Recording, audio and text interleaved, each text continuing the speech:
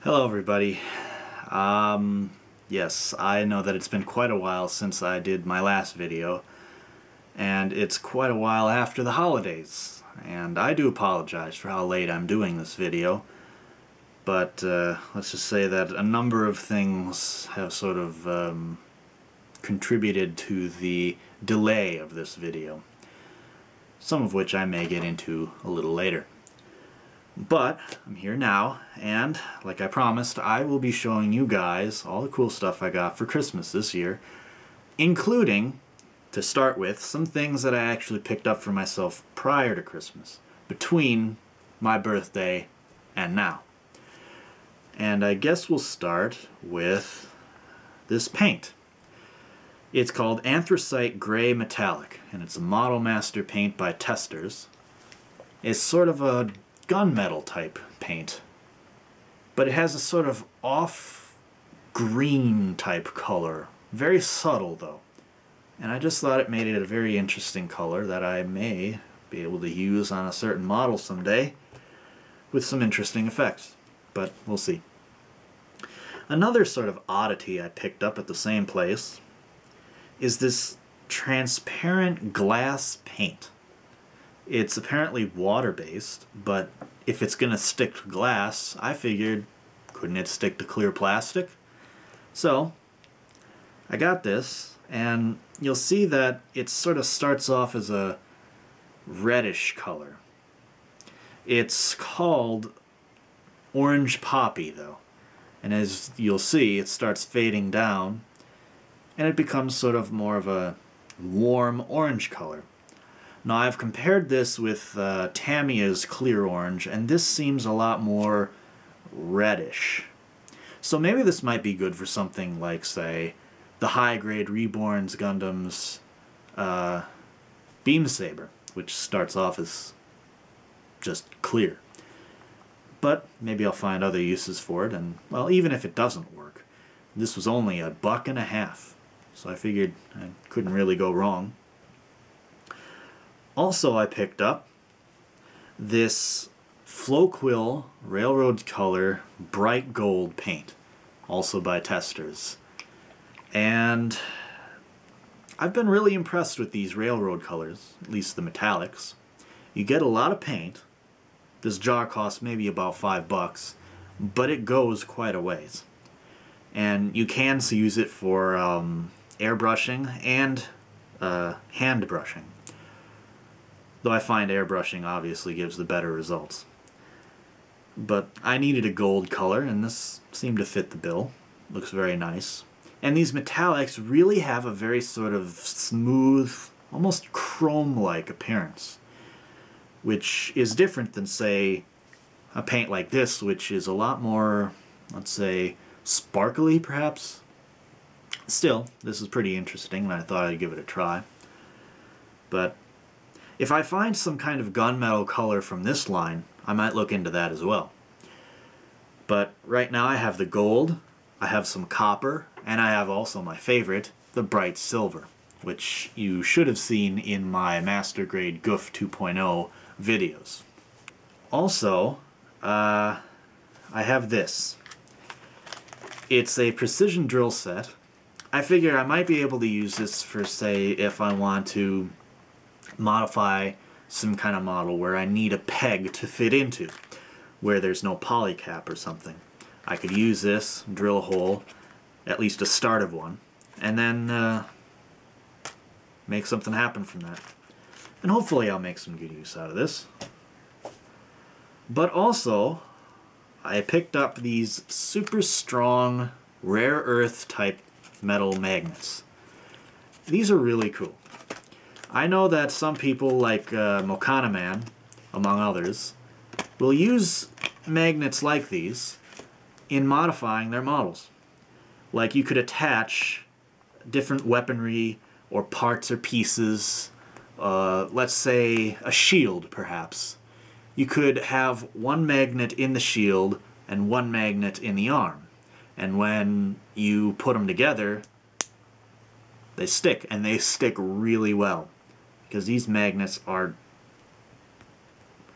like really strong. Like, it took a lot of strength just to do that. So anyway, let's see. This is just another like refrigerator type magnet that they use to help hold them in place. So anyway, I think these might make for some good modeling tools if I ever find the occasion to use them. Maybe someday I will. Anyway, some more stuff that I had just sort of picked up for myself a while back. For my birthday, I got a gift card for BarnesandNoble.com, or I used it online there, and I picked up this CD called Singing Stones by the artist Michael Stearns, sort of an ambient slash new age artist, and this one's theme is pretty unique. In different parts of the world, there are these naturally occurring rocks that, when struck with a hammer or something blunt, will produce this sort of gong-like or bell-like tone. It sounds like you're hitting metal almost. And it's really interesting.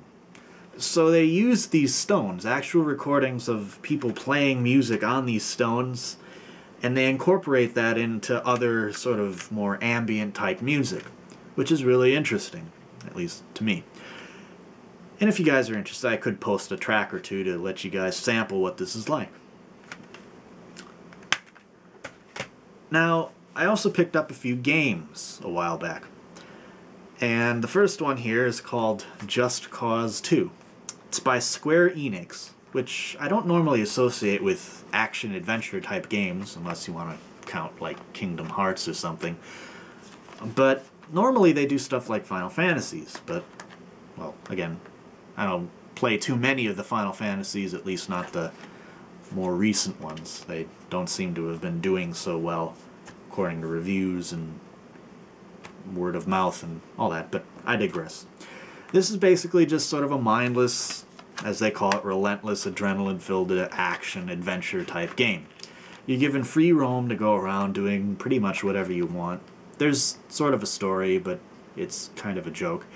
And it's basically just for you to have your own sort of sandbox rampage type adventure where you just do all sorts of crazy stuff, like you got this grappling hook on your arm, you can launch yourself onto the side of a building and pull yourself up and jump off buildings and have a parachute down and guns blazing and all sorts of crazy stuff. And I haven't played too much of it though.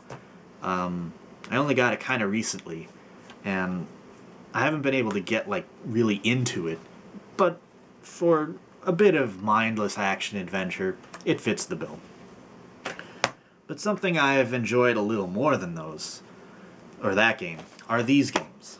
These Star Wars Force Unleashed games. And I knew when I saw the first advertisements for these games that I really wanted to try them out. Luckily, I had them available for PC, and they work pretty well. Controls are a little clunky, but I got used to them, and they're really fun. Having all those insane, crazy force powers at your disposal is pretty fun. Yeah. Story's not bad either, and they kind of get you in a Star Wars kind of mood when you play them. But it's enough of its own thing that it sort of feels unique, like that you're not necessarily playing Star Wars. There's one more thing that I ended up picking up for myself, and it's this. The Master Grade Strike Noir. A kit that I've been wanting to get for, well, certain reasons. Part of a special project that I'll want to do. Not gonna say what, and I don't think I'll be starting it any time soon. But I saw this at my local hobby store, and comparing with how the prices are going nowadays online, including shipping, it wasn't all that much more just buying it in the store. So I figured, might as well take it and have it on hand just in case I'm ready to start working on it at some point. And that's about it in terms of all the sort of extra stuff I got for myself outside of Christmas. Now it's time for all the stuff I did get for Christmas. And we'll start with these couple things. A Barnes & Noble gift card. Like I said, I can use these online and buy the different kinds of music that I like. And also this gift card for a place called Greenfield News and Hobby, where my local hobby store is. And I should at least be able to use this to maybe knock off some of the price of a model, or buy a bunch of paints, or whatever strikes me. So it's good to have those. And because of those, I may end up doing perhaps another video showing off whatever I get with that stuff. So perhaps you might look forward to that. Moving on though, we have some music. And all three of these are sort of these ambient, not necessarily new age. I just say they're more ambient type music. The first one is called The Serpent Slayer by Steve Roach and Byron Metcalf. I don't know. It's primarily a Steve Roach CD though. And he's one of the artists among this genre that I really enjoy. Sort of a tribal type influence on this one. Pretty interesting. This one is called The World's Edge by Steve Roach, and it reminds me a lot of one of the other CDs of his that I think is definitely one of my favorites, and that one is entitled Dreamtime Return. There's just something about it that, even though I've listened to it probably 100 times, it grows on me more and more. I started out thinking it wasn't that great, and then it just really kind of bloomed. I don't know how to explain it. And this one is very similar to that one, so this may end up being a second close favorite. And lastly, we have another type of ambient CD. It's called Somni by the artist Robert Rich. And what's special about this one is not only is it really good, but it's really, really, really long. It is in fact probably the longest single continuous recorded session of music ever on any recorded format. This is a DVD disc filled to the brim with 7 hours of music. And it's intended to sort of be like a background track to either some kind of activity you're doing. Like, this would be perfect for sort of focusing on, you know, gunpla building. Or it's great for sleeping. Or if you're of the mindset, you could meditate to this, I guess. You know, it's very sort of Zen-like or very ambient stuff. It's something you just have to hear to get. It's not very easily explained. And that's one of the things I kind of like about it. It's sort of abstract. It's not like the normal stuff you hear on the radio. It's very different, but in a good way. And I know that YouTube at least has some excerpts from this. And I'm hoping to rip some of this music off of the disc and convert it to MP3s so I can have it on the go. Anyway, that's good. Also, I picked up a couple of movies, or I received a couple of movies. This first one is something that's pretty interesting. This is a DVD containing footage of different natural places, and it features a lot of the music of the artist Steve Roach. And it's sort of a blending of the music and the atmospheres that inspire it. So it's a really interesting thing. It's a look into a different place on the earth, something that I've really never seen personally. And it just sort of connects the music to its inspiration, like I said. So this was really cool to watch. I haven't gotten around to watching this yet, though. But this is called Bracha. And the best way I could really describe this would be if it was a silent documentary. It's basically snapshots of different, you know, peoples and places all over the world, just different footage, and sort of the ambient music thing again. It's sort of hard to describe, but it's sort of a art/documentary type thing without words, but it just shows you the world in all these different perspectives and places. And it's something I'm looking forward to taking a look at. And one other thing here, in terms of model supplies, I got this deluxe airbrush hanger. And something I've been needing for quite a while, ever since I received an airbrush or bought one or whatever. I hadn't really had any place to put the airbrush when I wasn't using it, so I was doing some ridiculous balancing act of trying to keep things from tipping over. And it was just stupid to do that with an expensive piece of equipment, so I figured enough was enough, and I'd ask for one of these. And it's a pretty good one. It can hold apparently up to 4. You can stick the nozzles into either one of these, or you can lay the brush lengthwise through one of these yellow things. And well, whenever I do get back to painting, which will only be after the weather improves, I should be able to make some good use out of this. And I'm glad to have it. Anyway, there is one more item. One thing here that, in my opinion, tops them all. The thing that I've been wanting for months now. The thing that I have been dying to get my hands on for so long.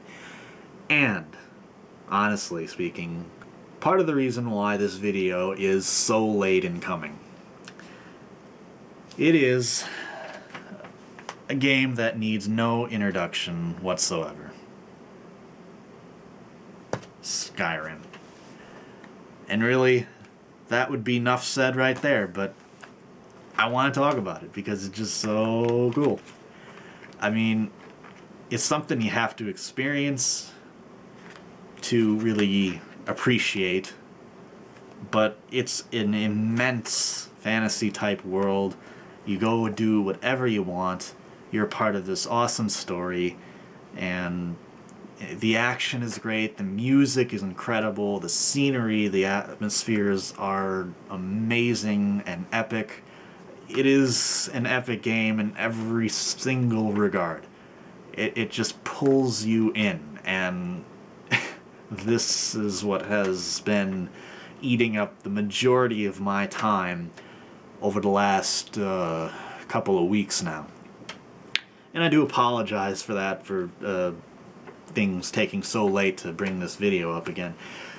But when you get sucked into a game like this, it's infectious. I have to keep going. I have to figure out what's around the next curve, what's inside that cave, where's the next dragon to slay, what's inside the treasure chest that's on the other side of this trap-filled hall.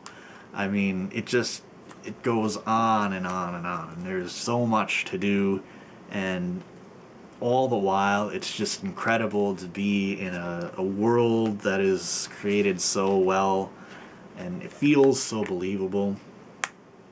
And you know, I know there are a lot of people who say they've had bugs and issues and problems with their gaming experience. I'm happy to say I haven't really encountered anything that is a major problem in terms of anything in the game.